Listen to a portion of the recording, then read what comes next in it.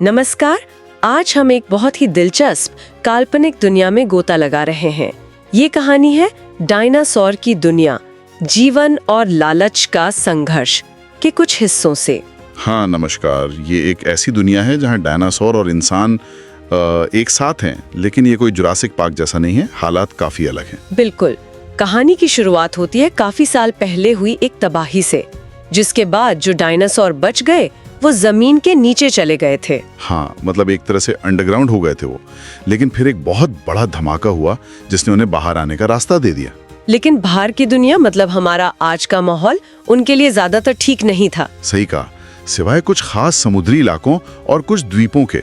और यहीं से सारी कहानी शुरू होती है, इन्हीं द्वीपों से। हाँ, ये द्वीप काफी खतरनाक माने जाते हैं और आम इंसानों का वहां जाना पूरी तरह से मना है। बिल्कुल, सिवाय कुछ गिनी चुनी रिसर्च कंपनियों के। उन्हें खास इजाजत मिली हुई है कि वो जाकर डायनासोर पर स्टडी कर सकें। और यहीं पर कहानी का पहला ट्विस्ट छुपा है। तो आज हमारी कोशिश रहेगी कि इस कहानी के जो मुख्य मोड़ हैं, जो किरदार हैं, उनके इरादे क्या हैं और कौन कौन से नैतिक सवाल ये कहानी उठाती है, उन पर गहराई से बात करें। हाँ, देखते हैं कि ये कहानी हमें कहाँ ले जाती है। इसमें रोमांच भी है, साइंस फिक्शन भी, और इंसानी फितरत का एक आईना भी। चलिए तो फिर शुरू करते हैं। कहानी हमें पहले ले जाती है आज से 17 साल पहले, यानी 2010 में। एक कंपनी है इंजन। ये नाम शायद कुछ लोगों को जाना पहचाना लगे। इनकी एक लैब थी एक द्वीप पर। हाँ, इंजन। और उनका काम बड़ा महत्वाकांक्षी था। वो डायनासोर को जेनेटिकली बदल रहे थे, मतलब म्यूटेट कर रहे थे। म्यूटेट? किस लिए? मतलब क्या मकसद था? उन्हें और ज्यादा ताकतवर बनाने के लिए, शायद बेहतर शिकारी या ज्यादा लचीले। उनके इरादे पूरी तरह साफ नहीं बताए गए हैं, पर फोकस ताकत बढ़ाने पर था। और वो ये कैसे कर रहे थे? वो सीधे डायनासोर के खून और उनके डीएनए के साथ छेड़छाड़ कर रहे थे। सोचे कितना रिस्की काम है ये। बिल्कुल। और जैसा कि अक्सर ऐसी कहानियों में होता है, कुछ गड़बड़ हुई। हाँ, गड़बड़ हुई, और बहुत बड़ी गड़बड़। एक टीरेक्स जिस पर यह म्यूटेशन का प्रयोग चल रहा था, वो अचानक जाग गया, या शायद काबू से बाहर हो गया। और फिर क्या था, उसने पूरी लैब में तबाही मचा दी। कई लोग मारे गए। ये साफ दिखाता है कि ये म्यूटेशन कितना खतरनाक था। उसने उस टीरेक्स को शायद और ज्यादा गुस्सैल या अप्रत्याशित बना दिया था। बाप रे। तो फिर वैज्ञानिकों का क्या हुआ? डर गए सब। जो बच गए वो लैब छोड़कर, द्वीप छोड़कर भाग गए, सब कुछ वहीं छोड़ छाड़ कर। वो म्यूटेटेड टीरेक्स भी वहीं द्वीप पर खुला घूम रहा था। तो ये घटना एक तरह से बैक स्टोरी है। अब कहानी आती है 17 साल आगे, 2027 में। हाँ, अब सीन बदलता है। दुनिया एक बड़ी मुसीबत से जूझ रही है। दिल की एक बहुत खतरनाक बीमारी फैली हुई है, जानलेवा। और यहीं एंट्री होती है मार्टिन की।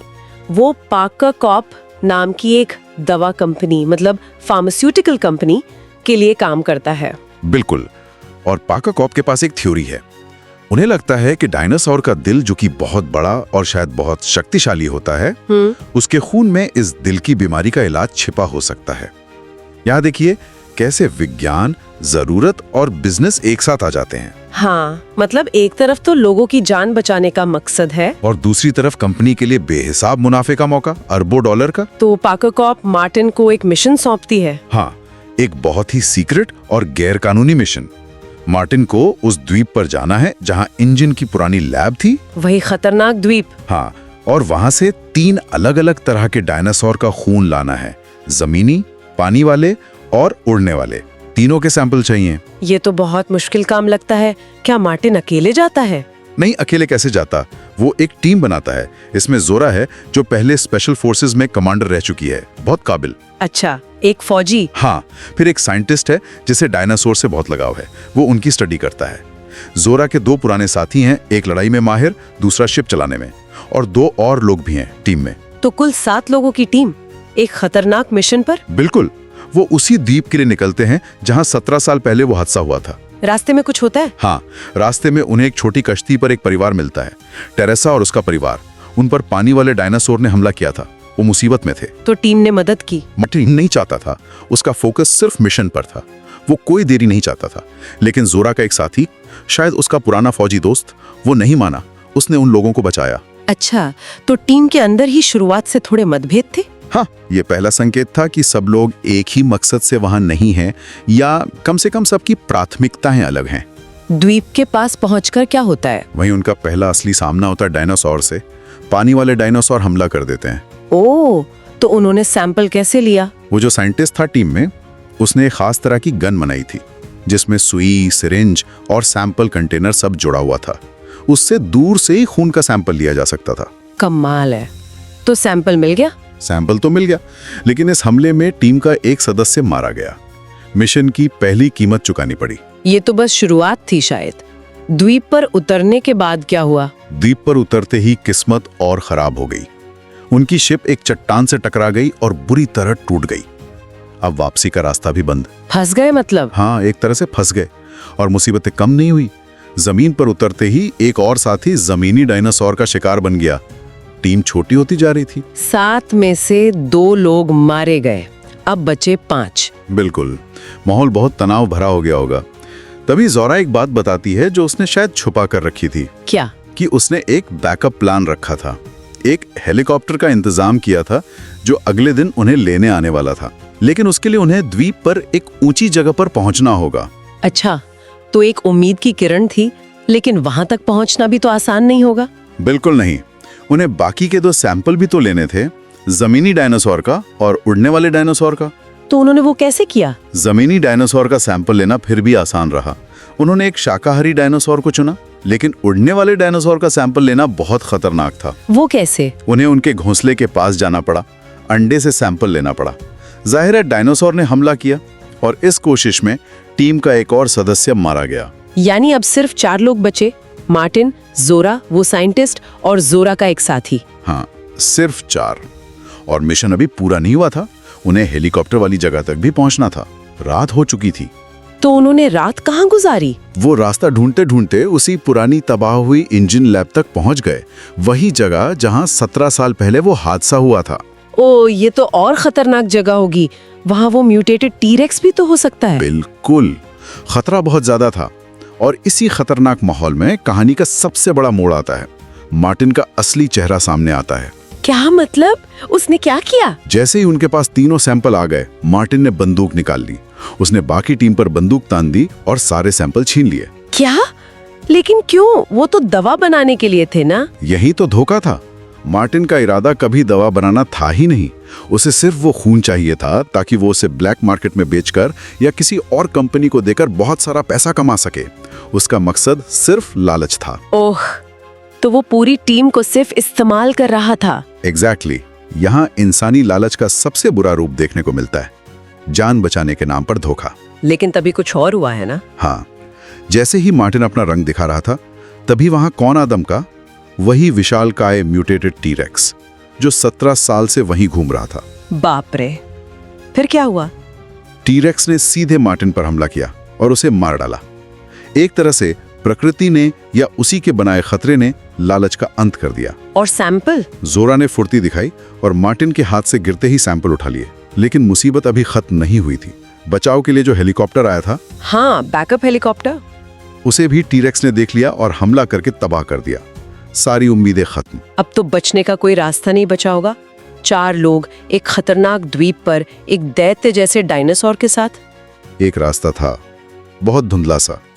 इंजन की एक पुरानी शिप जो शायद सालों से वहीं खड़ी थी। खस्ता हाल, लेकिन शायद काम कर जाए। तो वो शिप की तरफ भागे? हाँ, किसी तरह शिप तक पहुंचे। हाँ, लेकिन टी-रेक्स भी पीछे पीछे आ गया।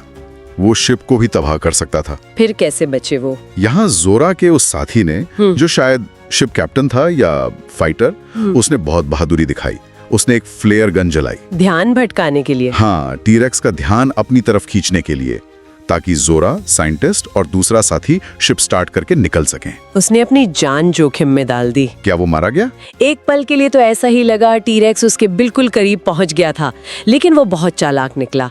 उसने आखिरी पल में टी-रेक्स को चकमा दिया और किसी तरह पानी में कूदकर शिप तक पहुंच गया। वाह, बच गया वो? हाँ, बच गया।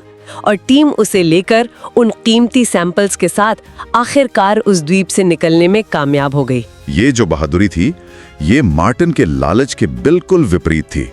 निस्वार्थ।